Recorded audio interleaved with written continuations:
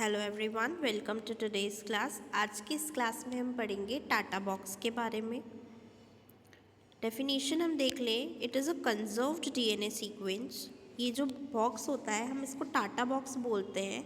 यह एक conserved DNA sequence है, मतलब एक संरक्षित डीएनए अनुक्रम है जिसे TAT-AAA के नाम से भी जाना जाता है ना। यही इसका जो है वो सीक्वेंस है। It is found 25 base pairs upstream of the transcription start site। जहाँ पर ट्रांसक्रिप्शन प्रारंभ बिंदु होता है उससे लगभग 25 बेस पेयर पहले ये पाया जाता है। ठीक है, अपस्ट्रीम पे ये पाया जाता है। It binds TATA binding protein. ये क्या काम करता है? इसका मुख्य काम होता है TBP जो प्रोटीन्स होते हैं, मतलब टाटा बाइंडिंग जो प्रोटीन्स होते हैं उनसे ये जुड़ता है और ट्रांसक्रिप्शन कॉम्प्लेक्स को यह शुरू करता है। ठीक है, फिर हम बात करें टाटा बॉक्स जो है, it is a DNA sequence in the promoter region of the genes in the eukaryotes. जो यूकैरियोटिक जीन एक्सप्रेशन में जो प्रमोटर रीजन होता है वहाँ पर ये पाया जाता है। ठीक है, and it serves as a recognition site for transcription factor. और जो ट्रांसक्रिप्शन फैक्टर्स रहते हैं उनकी रिकग्निशन साइट, मतलब पहचान की साइट के लिए यह जाने जाते हैं। Initiating the process of transcription. ये जो है it is typically a TA rich sequence है ना। ये क्या है? TA रिच सीक्वेंस है। T for thymine and A for adenine. ये जो है हमारे न्यूक्लियोटाइड्स हैं, है ना। एडेनिन, ग्वानिन, थाइमीन, साइटोसाइन जो है हमारे न्यूक्लियोटाइड्स में आते हैं। प्यूरिन्स एंड पायरिमिडीन्स में आते हैं। एडेनाइन जो है वो थाइमीन के साथ हमेशा डबल बॉन्ड बनाता है ना। According to Watson and Crick model and according to Chargaff's rule हम इस बात को समझ सकते हैं। फिर हम देखें कि it is typically TA rich sequence. यही बात मैंने अभी आपको बोली है। Located about 25 to 30 base pair अपस्ट्रीम्स of the transcription start site. Transcription प्रारंभ बिंदु से अपस्ट्रीम में ये पाया जाता है। The TATA box bind the TATA binding protein. TATA binding protein को ये बाइंड करता है with the help which helps recruit other proteins to form a complex necessary for starting transcription। हम ये ध्यान में रखें कि ये ट्रांसक्रिप्शन को स्टार्ट होने में हेल्प करता है। फिर हम देखें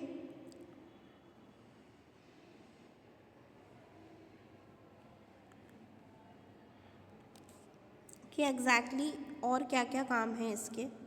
तो सबसे पहले The Tata box was identified in 1978 by American biochemist David Hogness and Goldberg. इन्होंने इसको क्या किया था? आइडेंटिफाई किया था। It is an example of cis regulatory element. यह सिस रेगुलेटरी एलिमेंट का एग्जाम्पल है। That is a core sequence of 5' TA T-AAA 3'। ये जो है ये इसका सीक्वेंस है। Tata box is a DNA sequence that indicates where a genetic sequence can be read and decoded। यह इंडिकेट करता है कि जेनेटिक सीक्वेंस कहाँ पर रीड होगा और कहाँ पर डीकोड होगा। It is a type of promoter sequence. यह एक प्रकार का प्रमोटर सीक्वेंस है which specifies to other molecules where transcription begins. यह अन्य मॉलिक्यूल्स को स्पेसिफाई करता है जहाँ पर ट्रांसक्रिप्शन की शुरुआत होती है। इट इज़ लोकेटेड 25 to 35 या 25 to 30 base pairs before the transcription site start of a gene. ठीक है, फिर इसकी कुछ सीक्वेंसेस और उसके कुछ रोल्स के बारे में हम ध्यान दें। तो सबसे पहले यहाँ पर आप देखें sequence, location, function, role, structural advantages और homolog।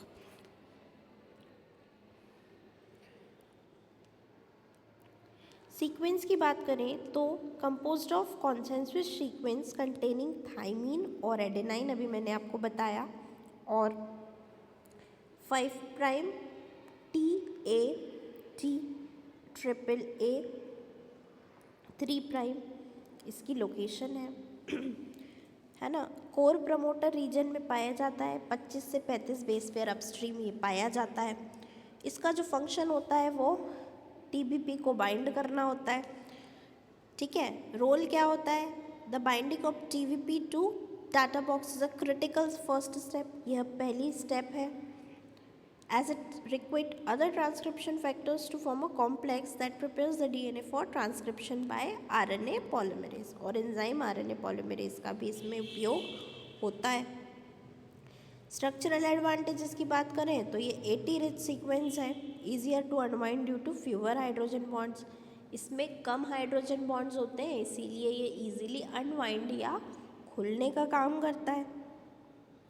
जीसी के पेयर जो होते हैं वो थोड़े से टिपिकल होते हैं, है ना, लेकिन एटी के जो पेयर होते हैं वो थोड़े इजी होते हैं क्योंकि कम हाइड्रोजन बॉन्ड होते हैं। कम मतलब ए और टी डबल हाइड्रोजन बॉन्ड से जुड़े रहते हैं और जी और सी ट्रिपल हाइड्रोजन बॉन्ड से जुड़े रहते हैं ना। फिर हम स्ट्रक्चरल एडवांटेजेस की बात कर ली हमने। अब होमोलॉग की बात करें तो it is a similar sequence like a Pribnow box, Pribnow box के जैसा होता है। प्रिबनाउ बॉक्स भी क्या होता है मैं आपको अगले वीडियो में बताऊंगी, but it is shorter consensus sequence, पर इसमें कंसेंसस सीक्वेंस जो होते हैं वो कम होते हैं, प्रिबनाउ बॉक्स जो होता है उसमें ज़्यादा होते हैं, ठीक है। अब आप यहाँ पर देखें, the bacterial homolog of TATA box is called Pribnow box.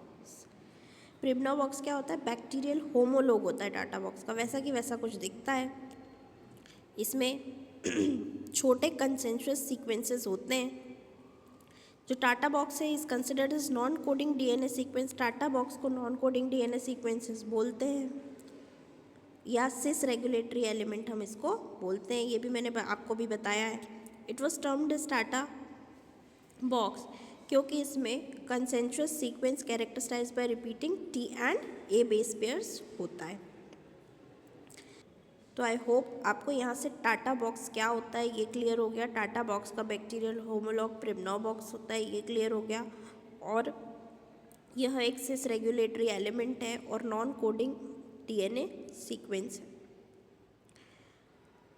That's all for today, thank you.